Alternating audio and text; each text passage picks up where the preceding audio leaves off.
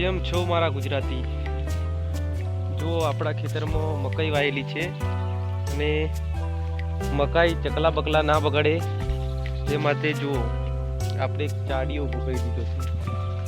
જો તમારે પણ મકાઈ બગડતી હોય અને બગાડતા હોય તો જો આ રીતના ચાડીઓ ઊભો કરી દેવાનો, જેથી રાત્રે ભૂંડડા અને ચકલા પણ ના બગાડી શકે. જો આ છે અમારું ખેતર.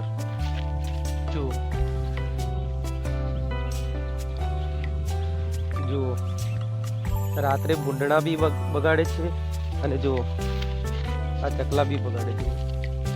તમારે પણ મકાઈ વાયેલી છે કે નહીં તે તમે જરૂર કરજો, જેથી તમે પણ આવો પ્રયોગ કરી શકો છો રાત્રે.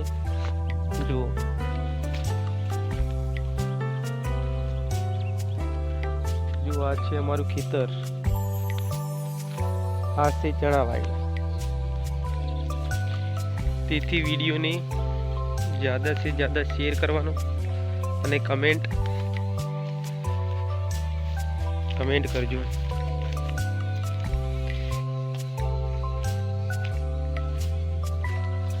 જો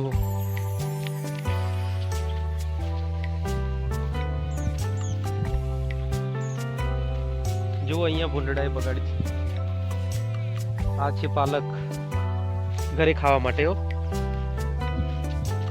ને આ છે મેથી. જો તમારે પણ ખેતરમાં જો મેથી વાવીએ તો તમે આ રીતના વાવી શકો છો.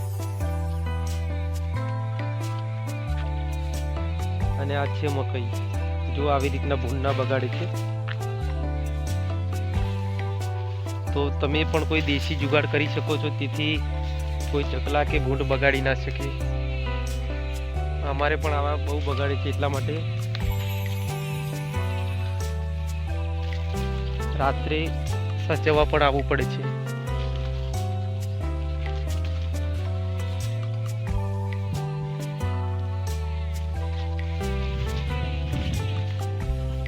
વિડીયોને લાઈક કરજો, શેર કરજો અને સબસ્ક્રાઈબ કરજો.